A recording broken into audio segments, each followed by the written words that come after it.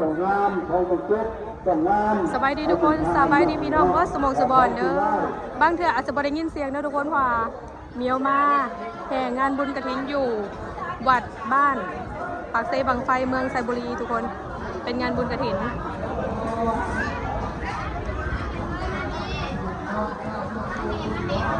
อันนี้เป็นงานเป็นโรงทานบรรทัดตอนนี้ยังบ่ทันหลายคนหรอกเพราะว่าเขาจะสิแห่ประมาณ11 โมงยาฐานเพิ่นไหมายาฐานเพิ่นเซิร์นไหมาพี่น้อง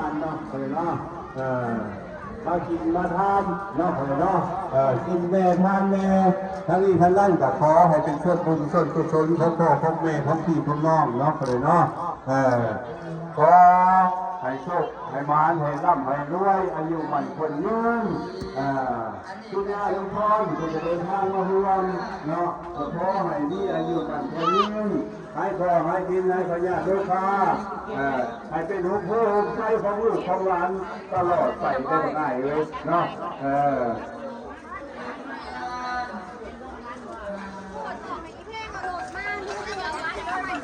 ตอนนี้เขาจะตำมังหู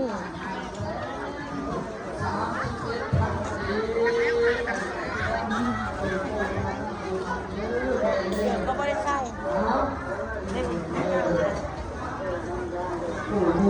เนาะเลยนะเอาจะเป็นช่วยมือช่วยมือเสริมได้เด้ออย่าสุขีปรารถนาสิ่งใดขอให้ลูกหลับได้สมดังมโนหวังจังหวะผู้ไผ่สังยาสุมาเวียนไก่เดือแม่เด้อให้หายเจ็บหายไข่ผู้ไผ่ทางปัญญาข้อนอุบาทใหญ่นอนให้ไก่ขาดทางนี้ให้เจ้าสุขีมีมังนำจิตนำทางให้ที่ตะโกนในผ่านร้ายลูกทุนรักแต่ส่วนสู้ไปข้างหน้าไปข้างหน้ามีผู้คอยสร้างสองภาคให้ที่จะผู้ซอยเงินทองเด้อแม่เด้ออันนี้แต่อายุวันโนสุขขังพลังมันยืนมันยืนสามีออกพอออกมีออกเช้าบ้านแก่งโพสีกระไดมาห่วมบุญห่วมโกศลพ้นทานนำจะนำคนเล็กจะเป็นคณะนำพามาเลยครับการอยู่ไปกินตามสบายเลยด้วยขอบคุณพ่อด้วยแล้วขอบคุณครับ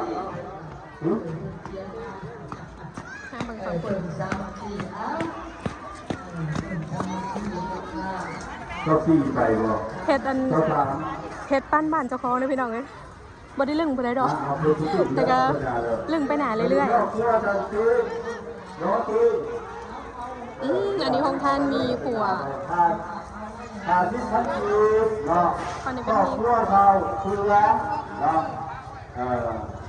ซึ่งแท้จริงผมมาได้สั่งเยอะเลยเด้อตอนนี้ครอบครัวเราลดบอกโซนส้มตำโซนหับแขกโอ้ก็คนกันเริ่มมาแล้วเริ่มทยอยมาแล้วหลาย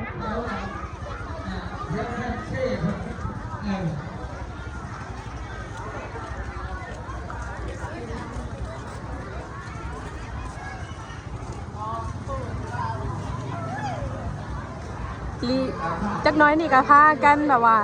ออกไปจากวัดแล้วก็ไปแห่มาจากทางผู้พี่น้องทางมาจากทาด่านไปแห่อยู่ทาด่านทุกปีเขาจะว่าต้องแห่ทุกปีแต่ปีนี้บ่มีคนฟ้อนปีนี้นะปีกายนี่มีคนฟ้อน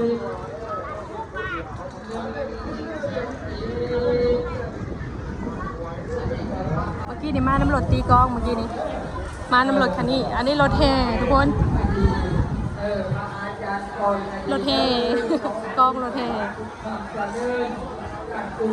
ฮัลโหลเขาดีไปหากินของหวานครับปฏิพ่อครัวพ่อโทษมีจะร้องมีแค่คือพ่อครัวทำม้วนพ่อไข่มีแค่สี่พ่อครัวแม่รุ่นนางแปรรุ่นแค่คือปฏิพ่อครัวทำโป้น้ำปูมีแค่คือพ่อครัวน้องแมวบ้านดานหาทิพย์นั่นคือ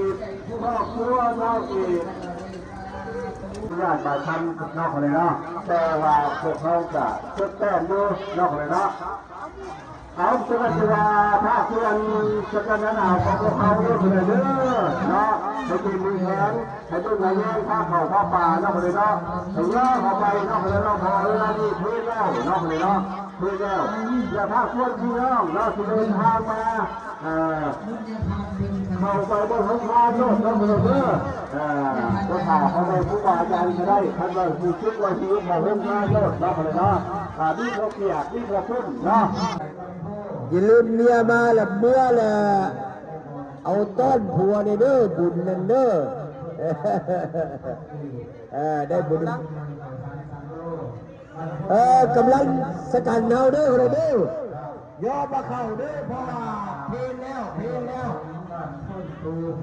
จะสร้างความหอดเชิญหรือว่าประชาสัมพันธ์เนาะพระคุณเจ้ามาจากต่างบ้านแล้วไปเนาะมาจากต่างวัดเพราะว่าปัจจุบันนี้ก็เช็คนอนแล้วนะพี่น้อง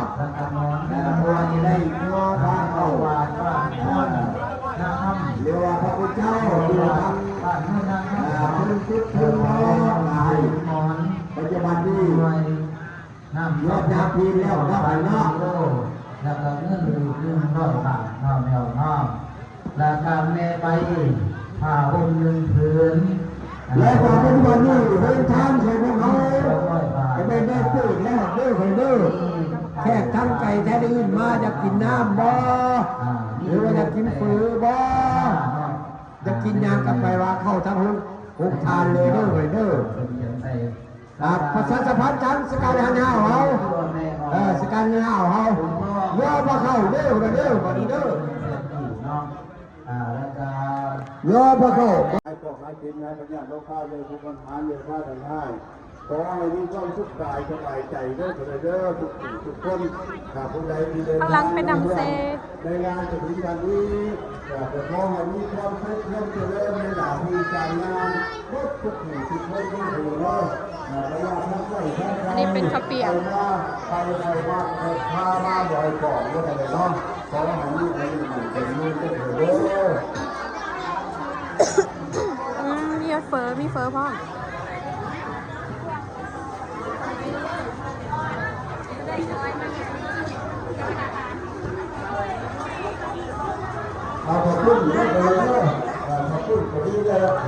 สับสกินตัวเมียวกินเข่ามาตะเฮือเลยอิ่มพี่น้องเลย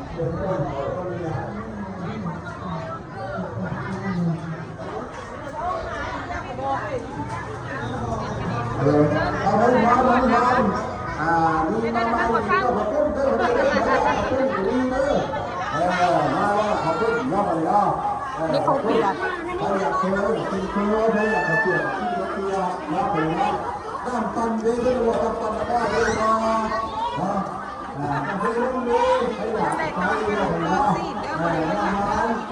ี่เป็นต้นซีทางลงน้ำเซพี่น้องบ้านเขาเจ้าน่ะใส่น้ำเซได้บ้านเขาเจ้าค่ะเขาจะบ่มีน้ำบาดาลหรือว่าน้ำแบบคือบ้านเอาเขาจะใส่น้ำเซเอาน้ำเซขึ้นไปใส่อยู่บ้าน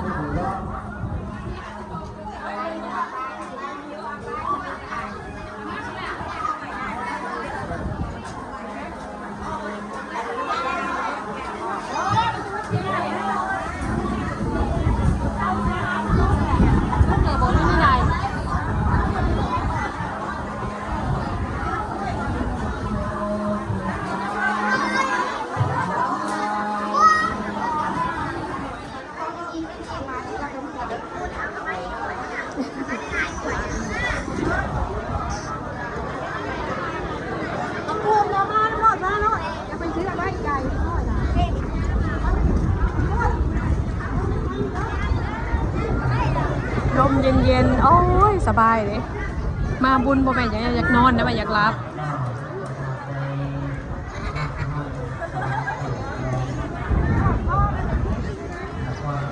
ถ่ายบรรยากาศแถวรอบๆวัดให้เบิ่งซะก่อนนะพี่น้องเด้อเพราะว่าเจ้าน้อยจังสิไปอันนั้นต่อเจ้าน้อยจังสิไปแห่อยู่งานบุญทางนอกไม่ออกการสมอนไม่ออกการสมอนมีต้น1 ต้นมาสมทบบุญกุศลในกา260,000 กีบราคาไม่ออกไม่ย่านวดมานี่มีต้น1 ต้น